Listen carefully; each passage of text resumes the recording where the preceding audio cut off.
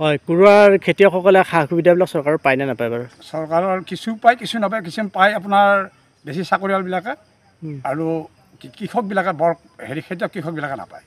খেতিয়কে নাপায়। খেতিয়কে নাপায়। চাকৰিয়াল ল'ৰা ছোৱালীবিলাকে পাব, বা আপোনাৰ মাষ্টৰৰ ল'ৰাই পাব কৃষকৰ পইচা। হালুৱাইখিনিয়ে নাপায়। এইখিনি মেইন খেতিয়কখিনিয়ে নাপায়। আপোনাৰ কিমানমান মানুহ খেতিয়ক ইয়াৰে? ইয়াৰে আপোনাৰ আছে প্ৰায় আপোনাৰ 400 ঘৰৰ ওপৰ হ'ব। খেতিৰ ওপৰতে নিৰ্ভৰ? খেতিৰ ওপৰত নিৰ্ভৰ। খেতি কৰিয়ে কৃষক পৰিয়াল চলাই আছে, ল'ৰা ছোৱালীও পঢ়াই আছে। বেহাৰৰ সৰিয়হৰ খেতিৰ পৰা, কলামাৰ খেতিৰ পৰা আদি কৰি কৰে। ইয়াত গ্ৰাম সেৱক, কৃষি বিষয়া এইবিলাক আহেনে? গাঁও সেৱকো নাহে পথাৰলৈ। কৃষি বিষয়া দেখা নাই? নাই, আমি দেখা নাই এতিয়ালৈকে। আৰু ময়ে দিয়কচোন, এতিয়া প্ৰধান খেতিয়ক মই ইয়াত আছোঁ, 10 বিঘা মাটি খেতি কৰোঁ। আজিলৈকে তেওঁ আহি পোৱা নাই। মানে কোনো কৃষি বিষয়া, গ্ৰাম সেৱক আহি পোৱা নাই। সা সুবিধা দিয়ে কৃষকবিলাকক। এই কুৰুৱাটো 80% লোক খেতি কৰে, তেওঁলোকে পাইছেনে নাই বাৰু সা সুবিধাবিলাক? তেওঁলোকে বৰ্তমান এতিয়ালৈকে পোৱা নাই। জলসিঞ্চনৰ পানীৰ পাম্প? পানীটো সেইটো পাইছে, সেইটো আপাৰ গ্ৰুপত পাইছে। কিন্তু আপাৰ গ্ৰুপৰ পৰা, হায়াৰ ছেকেণ্ডেৰীৰ পৰা এইখিনি মানুহ কোনো আপাৰ গ্ৰুপত ইৰিগেশ্যন প্ৰজেক্ট আছে? আছে। বাকী ইফালে নাপায় পানী? ইফালে পানীটো নাপায়। আৰু সা সুবিধা যিবিলাক চৰকাৰে দি আছে, এতিয়া বহুত সুবিধা দি আছে, এইবিলাক পাইছে নাই? সেইটো বৰ্তমান এতিয়ালৈকে পোৱা নাই। পোৱা নাই, একো পোৱা নাই। এতিয়াতো খেতিৰ বতৰ গ'ল, কি কৰিব? এতিয়াতো উপায় নাই। এতিয়া চৰকাৰে একো সহায় নকৰে, আৰু বনৰীয়া মহেতো বহুত উৎপাত কৰিছে। ঘৰে চোতালেও আহে বনৰীয়া মহ, বনৰীয়া মহটো। আৰু বান্দৰটোতো আছে, সেইটোতো চুৰিও দাঙি লৈ গৈছে।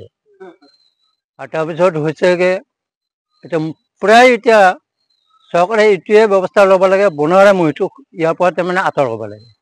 প্ৰায় কমচে কম 40-50টা মান হ'ব। আৰু এতিয়া ৰাইজে ভাবিছে, এতিয়া বৰষুণ নাই, খেতিটো কৰিব নোৱাৰিলে, এতিয়া বেহাৰতো কি ভাবে, বৰষুণ হ'লেহে হ'ব, বৰষুণ নহ'লেতো নহয়। কঠীয়া বুঢ়া হোৱাতে বাদ দি এতিয়া আমি এই গাঁৱৰ যিখিনি খেতিয়ক ৰাইজ, আমি ৰাস্তাত টহলি থাকিব লগা নিচিনা হৈছে। কাৰণ কিয় কাৰণে ইমান কঠীয়া পাৰিলোঁ, পাৰি এতিয়া কঠীয়াবিলাক বুঢ়া হৈ গ'ল। বৰষুণৰ অভাৱত খেতি পথাৰ কৰিব পৰা নাই, আৰু চৰকাৰৰ পৰাও কোনো সা সুবিধা বৰ্তমানলৈকে ইয়াত আহি পৰা নাই। আৰু লগতে কঠীয়াবিলাক বুঢ়া হৈ গৈছে যদিও তাৰ আৰু এটা উপায় হৈছে কি, বনৰীয়া মহবিলাকে আহি এই কঠীয়াবিলাক নষ্ট কৰিব ধৰিছে। লগতে বান্দৰৰ জাক বান্দৰ আহি আমাৰ ইয়াতে কি এডাল মানে কোনো ৰবি শস্যই কৰি খাব নোৱাৰে, যে বান্দৰৰ উৎপাত, বনৰীয়া মহৰ উৎপাত। সেয়ে চৰকাৰৰ বিভাগীয় কৰ্তৃপক্ষই যদি অলপ সহায় সহযোগ কৰি এই কুৰুৱাৰ বানপীড়িত ৰাইজক অলপ সহায় সহযোগ কৰিলে কৃষক ৰাইজ উপকৃত হ'ব। আৰু আমাৰ যিখিনি কৃষক আছে বৰ্তমান কুৰুৱাত, গোটেইখিনি গছৰ তলত বহা আৰু খাৱা এনেকুৱা হৈছে। 2-4 ল'ৰা কামত গৈছে, কিন্তু এনেকুৱা ধৰণৰ কথা হৈছে। এতিয়া চৰকাৰৰ পৰা আমি বিনম্ৰ অনুৰোধ যে চৰকাৰে কি পদ্ধতি দিব পাৰে, কুৰুৱা পথাৰখন যাতে ৰবি শস্য যাতে আকৌ এতিয়া যদি খৰাংপীড়িত অঞ্চল হিচাপে যদি ধান কৰিব নোৱাৰিলেও, ৰবি শস্যৰ কাৰণে যিহেতু বেহাৰ বা অন্য কাৰণে যদি চৰকাৰে এবাৰ সা সুবিধা দিয়ে, তেতিয়াহ'লে কুৰুৱা ৰাইজ উপকৃত হ'ব। এইখিনিয়ে কথা, আৰু অন্য কথা নাই। আৰু এটা কথা হৈছে কি, পাম্পৰ ব্যৱস্থা হৈছে, নাই হোৱা নহয়, যে উপকূলীয় অঞ্চলত খেতি কৰিছে বৰ্তমানলৈকে। যে পানী কিমান দিনলৈকে দিয়ে নাজানো, যিখিনি পানী দিছে সেইখিনি কিন্তু খেতি কৰিছে। আমাৰ ভাটি আৰু পশ্চিম কুৰুৱাত এঘৰেও মানে একঠা মাটিও ৰুব পৰা নাই বৰ্তমানলৈকে। সেয়ে চৰকাৰীয় বিভাগীয়ক আমি টানি অনুৰোধ জনাওঁ যে কি পদ্ধতিৰ পাৰি আমাৰ এই যদি খালি ধান খেতি নহয় যদিও ৰবি শস্যৰ কাৰণে এই আমাৰ যে অলপ সহায় কৰে, এইখিনিয়ে কথা। আৰু জলসিঞ্চন প্ৰকল্পটো খেতিয়ক, জলসিঞ্চন প্ৰকল্পৰ পৰা উপকূলৰ যিখিনি মাছখোৱা লাগি অন্ততঃ 200 বিঘামান মাটি কভাৰ কৰি ৰুই আছে বৰ্তমান। পানী দেখিছোঁ, তাত পানী নপৰা নহয়। তাৰ শ্ৰমিকসকলেও আমি দিনে ৰাতিয়ে পানী দিয়া বুলি গম পাইছোঁ। আৰু লগতে অলপতে আমাৰ গাঁও সেৱক আহিছে, গাঁও সেৱক আহি তেওঁ কৈছে কি, যে কৃষকক আমি সা সুবিধা দিম বুলি কৈ কিবা কিবি নথি পত্ৰ বিচাৰিছে গাঁওবুঢ়া সম্বন্ধিত গাঁও প্ৰধানৰ লগত জড়িত হৈ, কিন্তু আমি তাকো গম পোৱা নাই কি দিব লাগিব, কি দিব নালাগিব।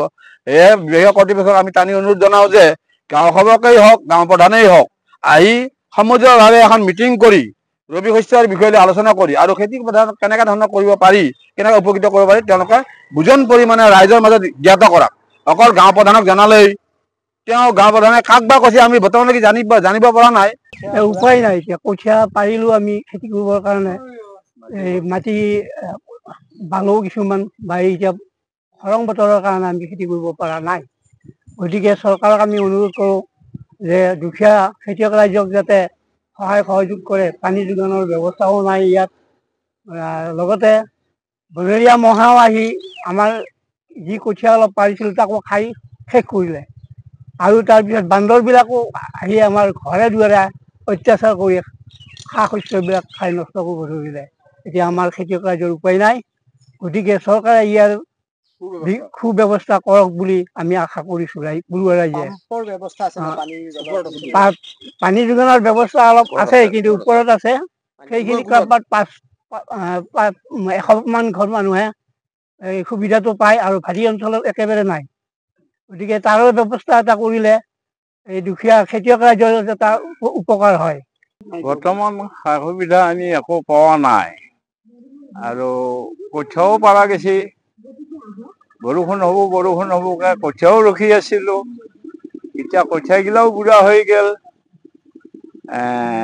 এতিয়া কোনো পদ্ধতি দি আমি এটা হেৰি পোৱা নাই মইতো 3 মোন ধানৰ কঠীয়া পাৰিছিলোঁ মাটি 20-22 বিঘা ৰুব লাগে একোৱে পোৱা নাই ইয়াতে একো নাপায় কৃষি বিষয়ে গাম খাব আহেনে আপোনালোকৰ ওচৰলৈ নাই কোনোদিন অহাও নাই দেখাই নাই আপুনি বিচৰা বাতৰি পাব কেৱল নিউজ 18 এপত নিউজ 18 এপ ডাউনলোড কৰিবলৈ স্ক্যান কৰক এই QR কোড গুগল প্লে ষ্টৰতো পাব এই নিউজ 18 এপ